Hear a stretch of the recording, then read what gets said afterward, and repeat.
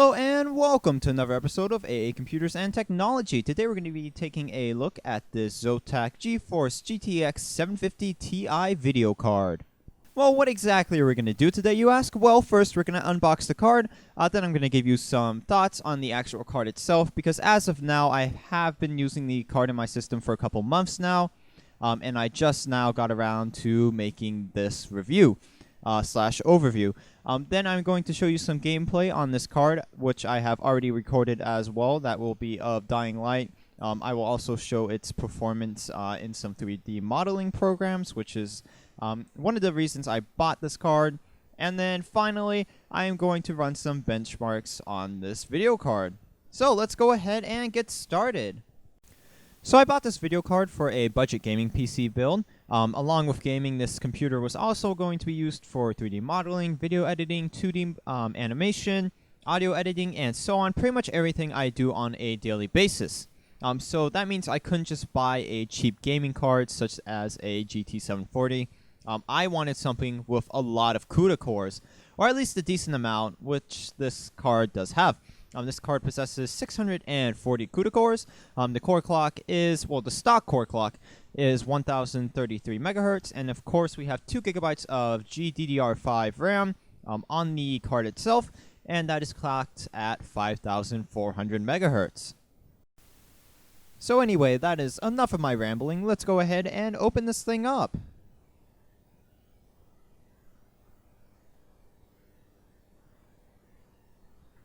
And of course it's closed with some kind of circular tape. Gonna have to open that. And of course, you know, I'm too lazy to get scissors, so I'm going to use wire cutters, because that makes sense.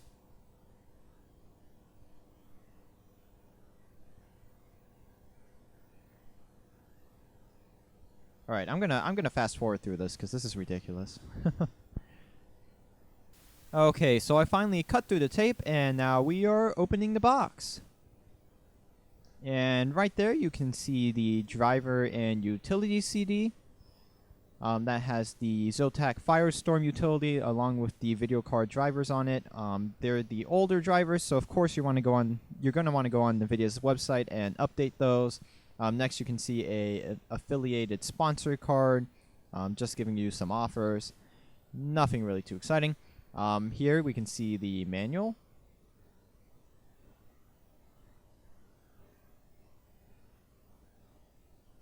And then this is the user's manual. You know what? The other thing must have been the warranty information, and then this little booklet here is the actual user's manual.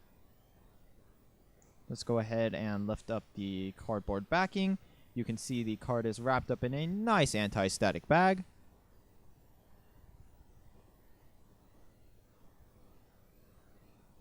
Oh, and I missed the DVI to VGA converter. Let me go ahead and open this thing up. There we go. You can see our DVI to VGA converter right there. This card does come with one. And then checking the rest of the box, because sometimes manufacturers like to hide stuff, but in this case there is nothing left. So let's go ahead and put the box off to the side and take the card out of the anti-static baggie.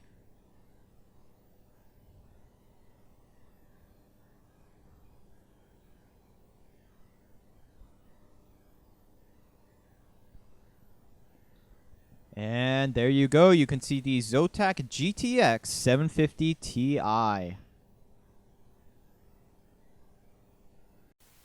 The card features a nice orange color scheme. I think this would go great with, let's say, a Half-Life themed PC. Actually, yeah, that'd be really cool to pair this with a Half-Life themed PC. You can see there is a orange heatsink fan in the center of the card, which is transparent, and then to the left of that, you can see the Zotac logo clad in silver and yellow. Let's go ahead and pick this thing up and take a look around the card. The shroud over the heatsink is made of a pretty strong ABS plastic. You're not going to have any issues with that. No rattling, warping, anything like that. You're not going to have a problem. And you can see on the board that it is completely equipped with solid-state capacitors. On the side of the card, you can see our 2 DVI ports and a mini HDMI port. Along with that, above those, you can see a air outtake vent. There's not much on the back of the card. You can see where the heatsink is mounted. There is 4 screws holding that heatsink in place, and that's really about it as far as features go on the back of the card. And then the heatsink on this thing is actually pretty thin. I'm not sure if you saw earlier, but they actually, there you go, now you can see it. They cut away a section at the heatsink to clear the capacitors. That's kind of interesting. That's not something you would have seen on the reference design. This heatsink is slightly bigger than the reference heatsink, hence the higher clock rate than the reference card. I love the fact that Zotac kept this card design nice and simple. You're getting a small performance increase without an increase in the card's price. This card is actually almost the same price as the Nvidia reference card, sitting at $130 on Amazon.com at the time I made this video.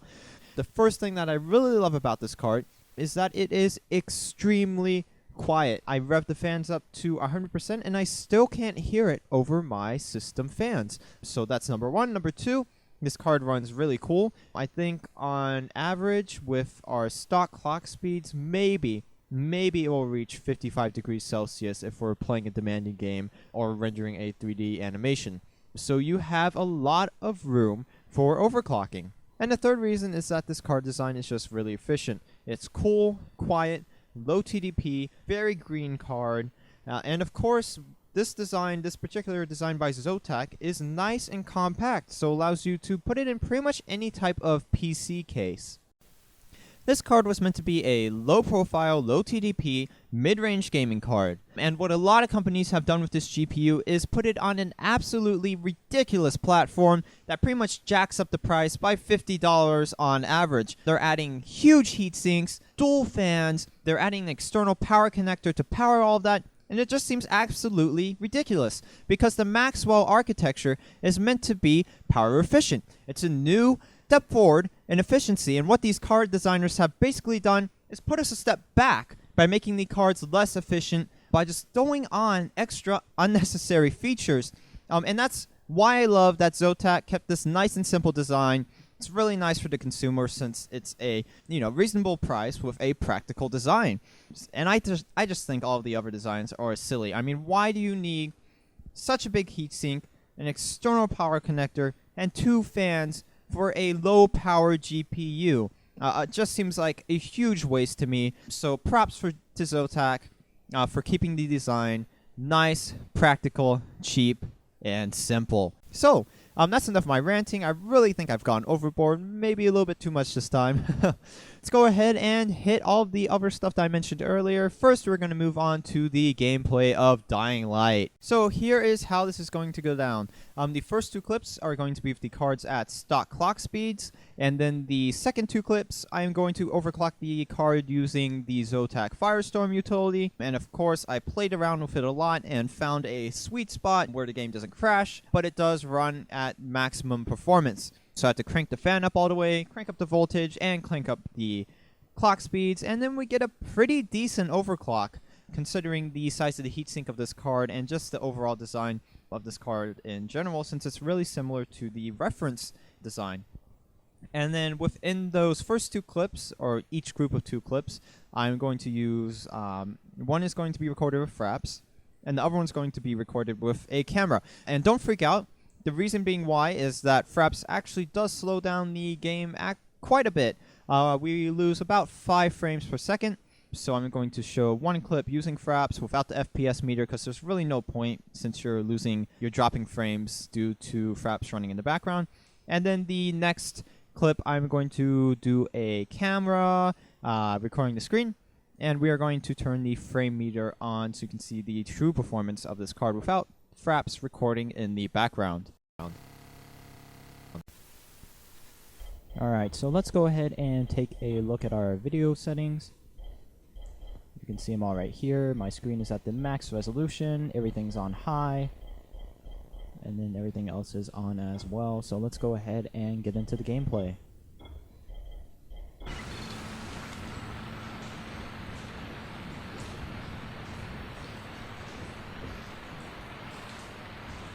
So as you can see, very smooth gameplay. We're getting about 30 frames per second right now. And of course, as well as this, I'm also going to record the screen not using fraps, because fraps takes away about 5 to 10 FPS at times.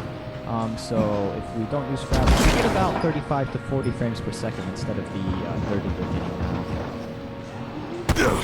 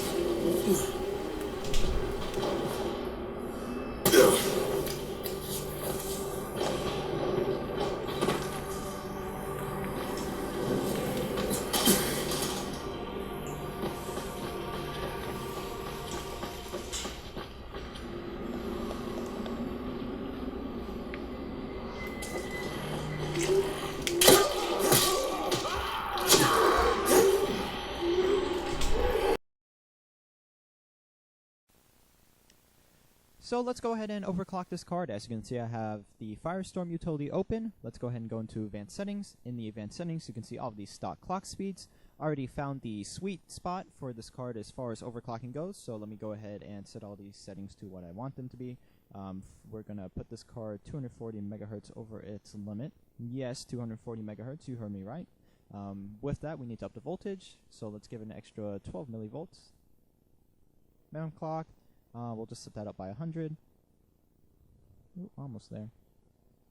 Frame target, we'll leave that alone. Temp target, that's fine. And then for fan speed, we want to set to manual, bump that up to 80%. And we are good as gold. Let's go ahead and run the game.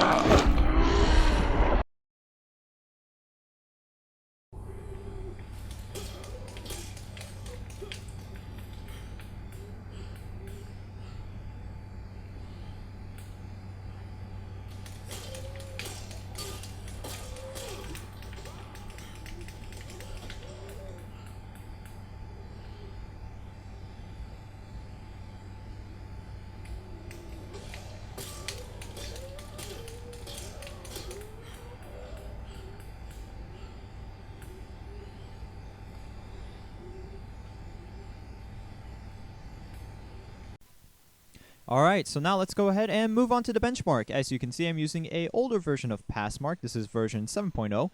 For the first run, we are going to leave the card at stock clock speeds, and then we are going to overclock it using the same overclock that I did in the Dying Light gameplay, and then we're going to see how much of a performance increase we actually get.